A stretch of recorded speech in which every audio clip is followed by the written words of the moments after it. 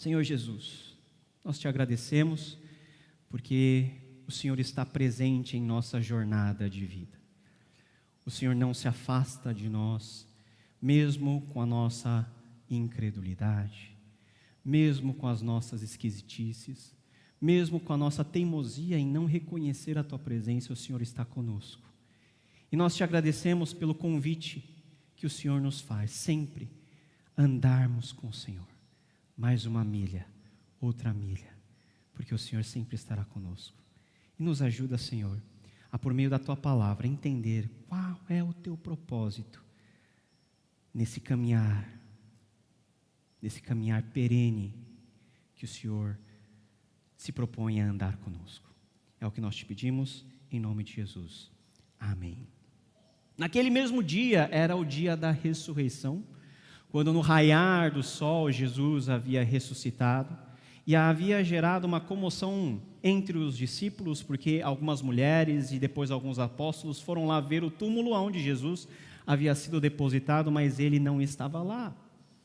E o texto dos outros evangelhos nos dizem que os anjos apareceram e falaram que de fato Jesus não estava lá, mas não estava lá porque alguém tirou Jesus lá, não estava lá porque ele havia ressuscitado. Mas esse fato da ressurreição de Jesus era um fato que era muito difícil de ser engolido, de ser crido. Porque na história da humanidade, qual é o homem que ressuscitou por conta própria? Nós vemos no Antigo Testamento pessoas que voltaram à vida, mas foi por ajuda de alguém. Mas Jesus estava só dentro do túmulo. E depois de 3 dias, quando as mulheres entraram para ver o corpo de Jesus e para passar as especiarias, ele não estava mais lá. A pedra já havia sido rolada. E você imagina o quanto essas mulheres e depois os discípulos ficaram assustados com tudo o que estava acontecendo. E nesse intervalo, 2 discípulos resolvem fazer as suas malas e de Jerusalém ir para uma aldeia chamada Emaús, que distava 10 quilômetros aproximadamente de Jerusalém. E os 2 discípulos iam conversando, trocando um papo, mas a maneira deles trocarem a conversa era uma maneira triste. O próprio texto diz que eles estavam demorando a entender o que estava acontecendo, que o coração deles estava de alguma maneira aflito, assustado, temeroso por aquilo que acabou de acontecer, que Jesus não estava lá. Onde está Jesus? Talvez alguém perguntou. Será que os romanos tiraram o corpo de Jesus? Ou será mesmo que Jesus ressuscitou, mas ninguém viu ele? Ninguém sabe onde ele está? Tristeza e incredulidade fizeram parte daquela jornada curta, 10 quilômetros, mas uma jornada difícil, porque eles haviam depositado toda a sua confiança em Jesus, e de um dia para o outro, eles não tinham mais nada, e em ninguém aonde colocar novamente a sua confiança. E nessa caminhada, junta-se a eles 2, um terceiro, que o texto diz que eles não puderam reconhecer, porque os seus olhos estavam impedidos de reconhecer. A gente fica surpreso porque os discípulos passaram alguns anos, 2 anos e um pouquinho mais com Jesus, e a gente pensa assim, como que essas pessoas tinham Jesus do lado e não reconheceram? Mas eles foram impedidos pelas circunstâncias, pelos seus temores, pela tristeza e pela incredulidade que estava brotando e habitando e não deixando sossegar o coração desses 2 discípulos. Eles não perceberam, mas a despeito do fato deles não saberem e não perceberem que aquela pessoa era Jesus, esse Jesus insistiu em andar com eles, insistiu em ir com eles. Não ficou bravo porque eles não os reconheceram. Mas será possível? Vocês estiveram comigo durante tanto tempo, tantos meses, e vocês não sabem quem eu sou? Jesus poderia ter falado. Mas não. Da maneira que lhe é peculiar, Jesus, com paciência, com toda a longanimidade do mundo, resolve simplesmente andar junto com eles. Sabe que a imagem da jornada, a imagem do caminho, é uma das imagens mais poderosas que ilustram a vida do cristão. Nós somos convidados a andar. Paulo chega a dizer que nós somos convidados a correr, e correr como se fosse uma corrida no estádio. A nossa corrida começou quando nós nascemos, e ela prossegue. Os anos passam, mas não há uma renovação. Não, a gente continua caminhando pelo mesmo caminho, sofrendo pelos mesmos tipos de problema. Os anos mudam, as decisões, as resoluções, elas são renovadas anualmente, mas a nossa vida está repleta das mesmas preocupações, das mesmas tristezas e de um quê de incredulidade que mesmo nós que conhecemos Jesus, estamos vulneráveis a ter. Mas Jesus, Ele não tem medo das nossas fraquezas. Aliás, Ele está junto de nós porque nós somos fracos. Ele não estaria junto de nós se nós fôssemos seres perfeitos e que não precisássemos de nenhum auxílio. Não, Ele está justamente junto de nós porque Ele nos ama, e o propósito de Jesus é nos resgatar, nos salvar, nos restaurar, nos curar, para que nós possamos andar por esse mesmo caminho junto com Jesus, entendendo o que Jesus quer da nossa vida. E você conhece a história, e nós vamos tirar algumas lições do que esse texto quer nos falar. 2 discípulos, uma jornada, tristeza e incredulidade. Um Jesus que se junta à conversa e também à caminhada. E 2 discípulos que não perceberam, durante 10 quilômetros, que aquele que estava lá do lado deles era justamente aquele que eles estavam pensando, imaginando onde ele estaria, porque os seus olhos foram incapacitados de enxergar. O texto nos ensina, meus irmãos, que em primeiro lugar, durante a jornada de vida, Jesus, Ele trata da nossa vida. E a primeira coisa que Ele trata no coração desses 2 discípulos era a tristeza. Eles estavam entristecidos, porque Jesus, Ele chega a mencionar: por que vocês estão assim tristes, apáticos? E eles respondem para Jesus: olha Jesus, olha, X, olha Senhor, é o seguinte, a gente está vindo de Jerusalém, você está vindo de Jerusalém, você não sabe o que aconteceu? Sobre os eventos que envolveram esse Jesus de Nazaré, que era um profeta poderoso de Deus, e que nós depositamos toda a nossa confiança, porque nós críamos que Ele era o Messias de Israel. Ele viria para arrumar todo o quarto desarrumado da nossa nação, da nossa existência. Esse profeta prodigioso, que era dotado de poder para multiplicar pães, era o rei que nós estávamos esperando. Esse rei que tinha a capacidade de colocar a mão sobre os enfermos, era esse rei que nós queríamos. Mas não deu nada certo não, porque ele morreu e já faz 3 dias, e nós estamos aqui decepcionados, tristes, não sabendo o que está acontecendo. As nossas expectativas foram todas elas arruinadas. Quantos de nós temos expectativas na vida? Quantos de nós achamos que a vida cristã é de um jeito e que Deus vai nos tratar de uma maneira, mas quando nós entramos para a realidade da vida cristã, a história muda? Talvez nós acreditamos naquela historinha que se você entregasse a vida para Jesus, tudo seria bom, você viveria um mundo legal, não teria dificuldade, todas as suas doenças seriam curadas, todas as suas dificuldades seriam todas elas extirpadas da sua existência. Mas quando você percebeu e abriu os olhos para a realidade, essa realidade que é a realidade da nossa jornada, você viu que nós passamos por pastos verdejantes, mas também nós passamos pelo vale da sombra e da morte. Esse vale pode ter tamanhos grandes, podem ser vales pequenos, mas todos nós passamos por uma certa dose de dificuldades na vida e a gente fica decepcionado conosco em primeiro lugar. Poxa vida, eu não posso ganhar, eu não posso vencer essa situação sozinho. Nós ficamos decepcionados com Deus. Poxa vida, por que Deus permite que isso aconteça? Por que isso está acontecendo dessa maneira comigo? Se tem lá o ímpio, o meu amigo que não conhece Jesus, que tem dinheiro de sobra, vive numa mansão, tem casa na Chapada, e eu aqui, triste, decepcionado. O alvo dessa decepção era Jesus, que estava junto deles andando. Jesus poderia ter olhado para eles e dizer: nossa, era isso que vocês pensavam de mim? Era isso que vocês queriam de mim? Mas pacientemente Jesus, ele está lá e ele topa andar mais um pouco com os discípulos. Ele topa estar junto dos discípulos. Ele topa ouvir essa reclamação embustida e essa linguagem, esse tom de decepção e de tristeza, cuja causa era justamente Jesus que estava lá.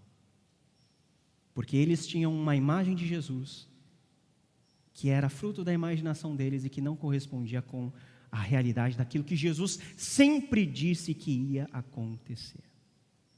Meus amados irmãos, quando Jesus ele entra na nossa vida e quando Jesus aceita trilhar a jornada da vida conosco, não é a minha tristeza, não é a minha melancolia, não são as minhas decepções, não são as minhas realidades duras que nos fazem questionar sobre a bondade de Deus, não é nada disso que o faz desistir de estar conosco e investir em nós.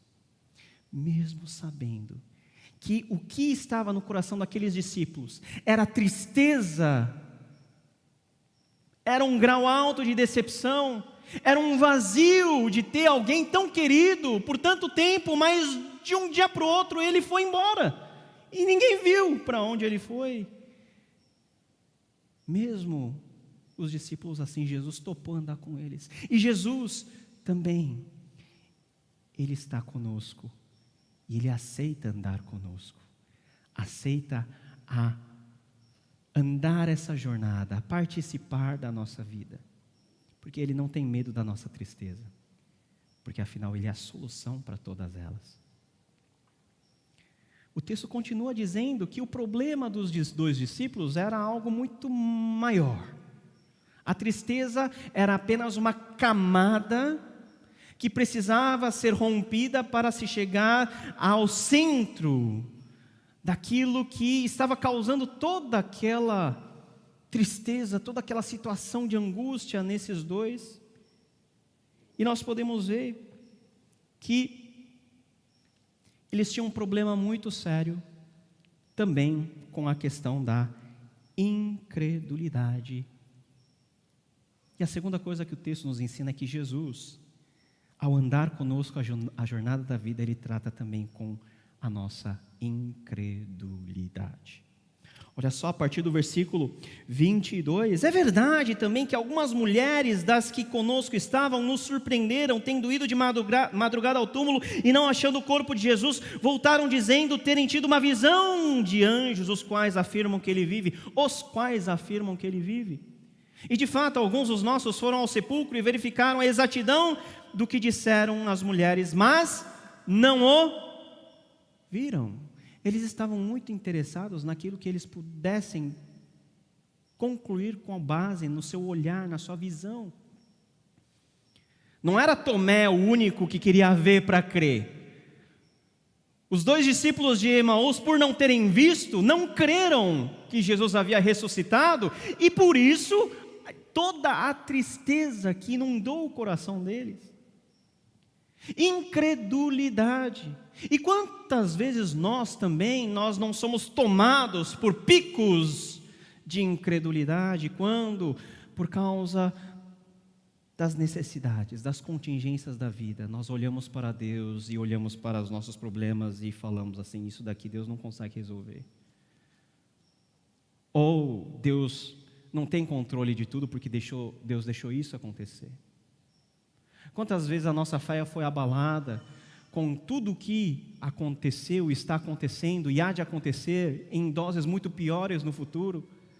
Quantos de nós não estamos preocupados com a eventual ausência de Deus, de nós não podemos ver Deus, nós não ouvimos. Olha só que interessante, o texto no começo diz que eles foram incapacitados de ver Jesus que estava do lado deles, e eles estão reclamando justamente que eles não estão conseguindo ver, eles não viram que Jesus ressuscitou para confirmar que de fato as mulheres estavam falando a verdade. Mesmo incrédulos, eles foram alvo da companhia de Jesus.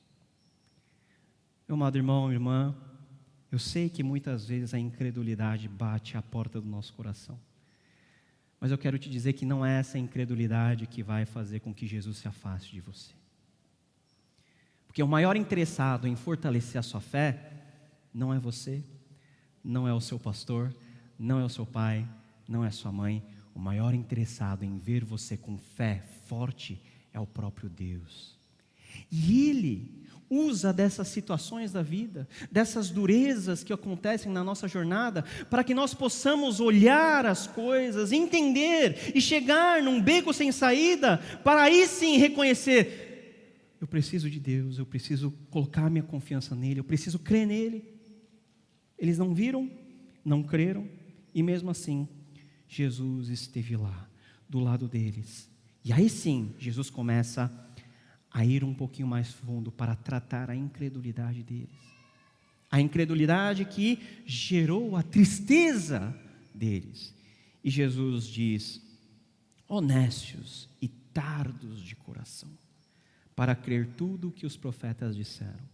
Porventura não convinha que o Cristo padecesse e entrasse em sua glória? E começando por Moisés, discorrendo por todos os profetas, expunha-lhes o que a seu respeito constava em todas as Escrituras. O que Jesus fez foi pacientemente, com o amor que lhe é peculiar, com a graça que abunda e que preenche todo o seu ser, ele começou a explicar tintim por tintim. Olha, desde os patriarcas, desde Moisés, passando pelos profetas, olha, convinha que o Cristo sofresse, padecesse, que ele morresse, agora ressuscitasse. Ele foi contando, ele foi pregando, rememorando aqueles dois. E na medida em que a palavra foi sendo pregada pelos lábios do próprio Senhor Jesus Cristo, algo começou a acontecer na vida deles, porque a fé vem pelo ouvir e ouvir a palavra de Cristo. Eles estavam sendo tratados pela palavra de Deus de todas as suas incredulidades e de todos os seus temores. E não existe remédio melhor. Na verdade, só existe um remédio para tratar as nossas dúvidas, os nossos temores. Esse remédio é a palavra de Deus. Palavra essa que nós cantamos, palavra essa que nós pregamos, palavra essa que nós tentamos viver. E muitas vezes nós não conseguimos, mas mesmo quando nós não conseguimos, e quando nós caímos em incredulidade, quando nós caímos em tristeza, esse Jesus, Ele topa andar mais uma milha comigo. Ele topa estar junto comigo. Seria mais fácil Jesus falar: ó, vai para lá, sai daqui. Você é muito duro no coração, você é muito lerdo. Não, vamos lá. E eles chegaram, irmãos. 10 quilômetros passou rapidinho. Eles chegaram lá. Eles foram ouvindo o que Jesus tinha a dizer. O coração deles foi começando a entrar num processo de aquecimento. O coração deles começou a se transformar em carne novamente, quebrando a rigidez da incredulidade. O coração deles começou a ganhar temperatura, rompendo com o amargor da tristeza. E eles gostaram da presença de Jesus. Ora, quem não gosta de andar com Jesus? Esses dois eram privilegiados, eles andaram com Jesus do lado. Eu queria andar com Jesus. Eu adoro andar com o meu amigo pastor Anderson. A gente dá altas risadas. Se é bom andar com o pastor Anderson, imagina andar com Jesus. Fiz a sua fita agora, hein? Imagina, se eu gosto demais andar com a minha esposa, mesmo no shopping, mas eu gosto. Imagina andar com Jesus, amigão, filho de Deus, mas chegado, é meu íntimo.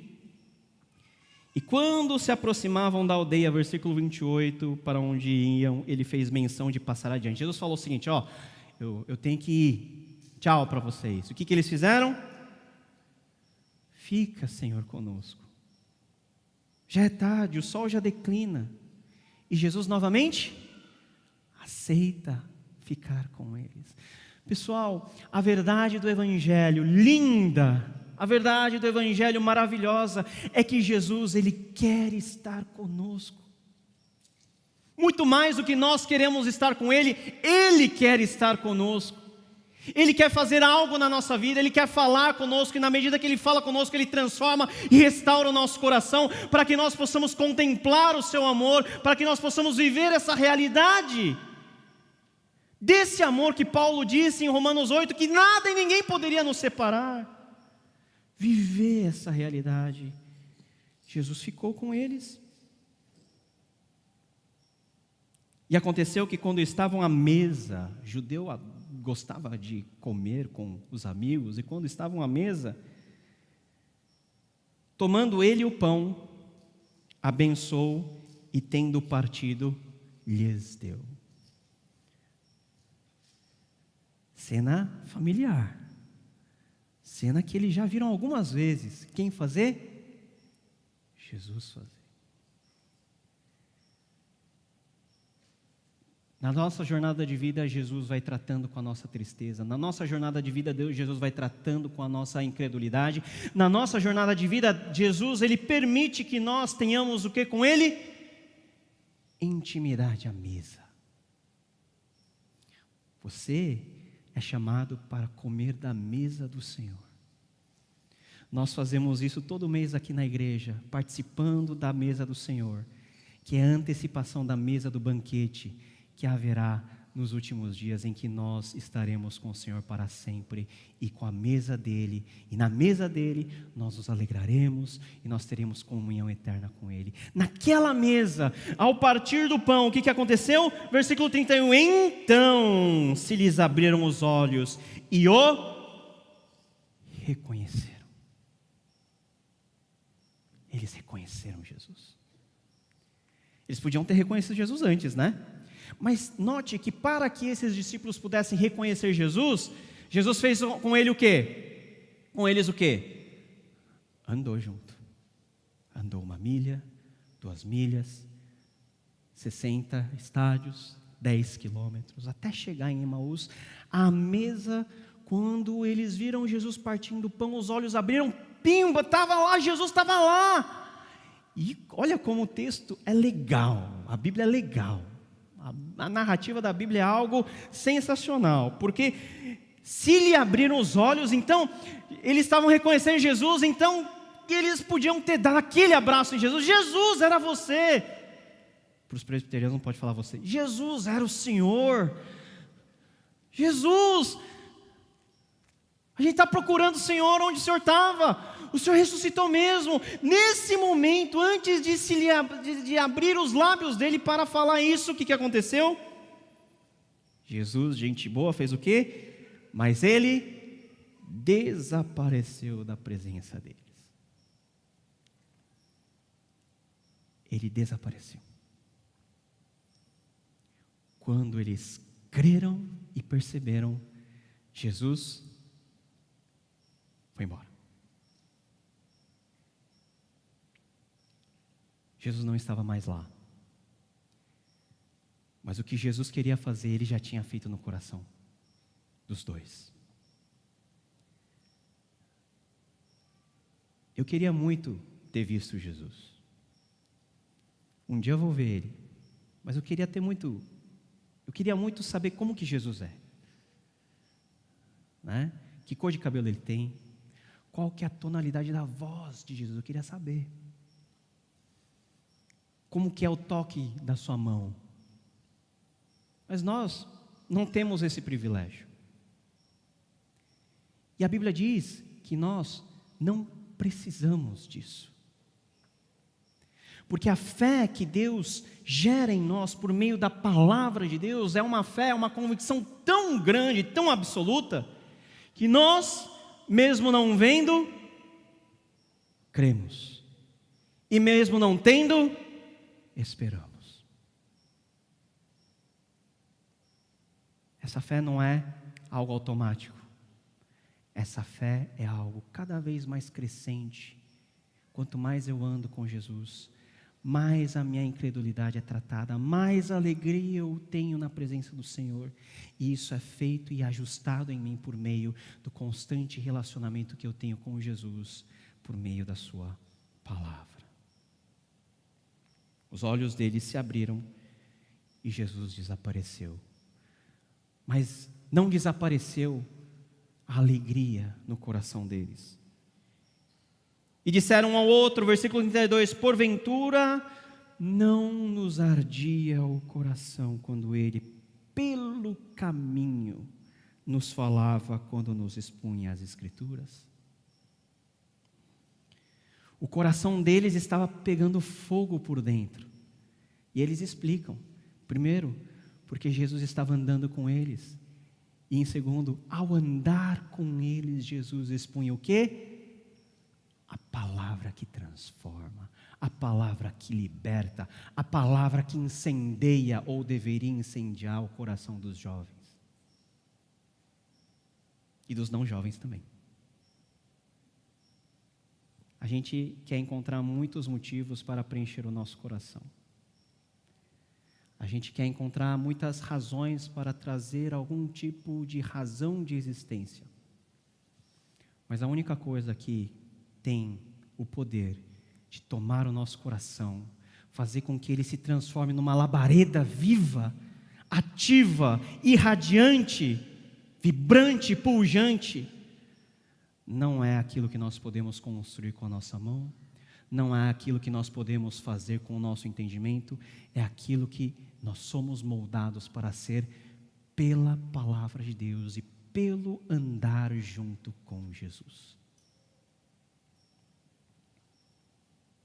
E na mesma hora levantou-se, voltaram para Jerusalém, onde acharam os reunidos os 11 apóstolos e outros com eles, os quais diziam, o Senhor ressuscitou e já apareceu a Simão. Nesse intervalo em que os 2 discípulos estavam indo para Emaús, Jesus já tinha aparecido para Simão e já tinha confirmado que ele já tinha ressuscitado. Então quando os 2 voltam para Jerusalém, eles voltam já testemunhando, isso é verdade, porque Jesus também apareceu para nós. E veja só, em último lugar, que Jesus, Ele anda conosco pelo caminho da nossa vida, trata conosco no caminho da nossa vida, para mudar o nosso rumo, o rumo da nossa vida. Ele foi com os discípulos, murmurando, incredulidade e tristeza. Eles estavam saindo de Jerusalém e estavam indo para Emaús. Jesus tinha dito para eles ficarem em Jerusalém, estão indo para Emaús, perdidos da vida, tudo. Eles têm um encontro com Jesus, entendem quem é o Senhor Jesus, veem quem é o Senhor Jesus, o que acontece? Eles voltam para Jerusalém. Voltam para quê? Para estourar a bomba que havia sido implantada no coração deles por Jesus Cristo. Para estourar a bomba do testemunho, da alegria, da confirmação, daquela alegria que eles não conseguiam mais segurar, porque o coração deles estava ardendo, ardendo, ardendo, e eles precisam falar com alguém que Jesus havia ressuscitado. Eles encontram os discípulos e confirmam a mesma informação. Eles ficaram totalmente dominados por essa alegria, que é a alegria da ressurreição, que nós daqui a pouco vamos celebrar na Páscoa. A nossa jornada, ela não termina com a conversão. A nossa jornada vai continuar. Nós vamos ter mais tristeza, nós vamos ter picos de incredulidade, mas Jesus sempre está conosco, porque Ele está andando junto conosco. Então, se você olhar para o lado, Jesus está lá. Se você olhar para dentro, o Espírito Santo está dentro de você. Não vai abandonar você. Mas e o seu coração, como que ele está hoje? Ele tem ardido por quê? O seu coração tem ardido por que causa? O seu coração tem sido incendiado por qual Senhor? Por meio desse incêndio no coração, é que todos os apóstolos e os grandes homens de Deus ganharam coragem, ganharam ousadia, foram preenchidos pelo Espírito Santo no dia de Pentecostes e foram ao mundo dizer que Jesus Cristo é o Senhor e pagaram com as suas vidas por essa mensagem. A gente quer uma causa para viver. E todos têm causa para viver, porque todo mundo quer viver. Mas bem-aventurado é aquele que encontra em Deus uma causa para morrer. Porque causa para morrer, por definição, sempre é mais forte e mais valiosa do que uma causa para se viver. E a decisão por morrer, se o seu coração estiver incendiado por Jesus, vira só consequência. A decisão de você morrer para o mundo, de você morrer para as suas paixões, de você morrer para as suas opiniões, para as suas inclinações, tudo isso, ela é queimada dentro do seu coração pela palavra de Jesus. E o convite final desse congresso é que o seu coração seja aquecido pela presença de Jesus. E que você veja que Jesus, Ele ainda está do seu lado, pronto para andar mais uma milha com você. Feche seus olhos. Senhor Deus, nós te agradecemos e pedimos, ó Deus, que mesmo quando os nossos olhos estão fechados, por nossa culpa, mesmo quando o nosso coração está empedernido por nossos pecados, Tu continues a andar conosco, a falar, a sussurrar as Suas palavras por meio da igreja, por meio do Teu Espírito, por meio da exposição da palavra, para que eu possa, ao final de todo esse processo, abrir os olhos e perceber que quem está comigo é Jesus Cristo. Ele sempre estará lá, cuidando de mim. E faça-nos sentir, ó Deus, isso que Cleopas e seu amigo sentiram. Não nos ardia o coração quando pelo caminho Ele nos expunha a Sua palavra. Por Cristo Jesus nosso Senhor. Amém.